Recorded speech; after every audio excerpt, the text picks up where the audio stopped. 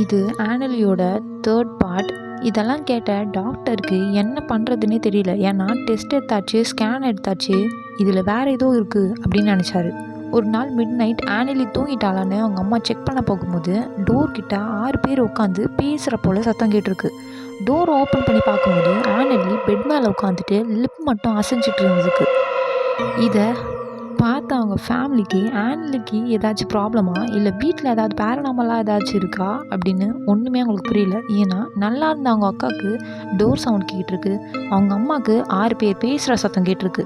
என்ன பண்ணுறதுன்னு தெரியாமல் டாக்டர்கிட்ட ஃபஸ்ட்டு ஆனலியை தூங்க வைக்கலான்னு டெக்ரட்டால் அப்படின்னு ஒரு ஸ்லீப்பிங் டேப்லெட், ஒரு ஸ்ட்ராங்கான ஸ்லீப்பிங் டேப்லெட் கொடுத்தும் பேஷண்ட்டை தூங்க வைக்கவே முடியல.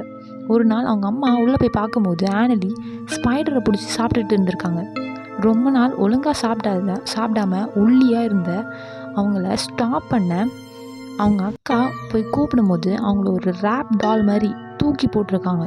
இது அவங்க அம்மா கோர்ட்லேயும் மென்ஷன் பண்ணியிருக்காங்க.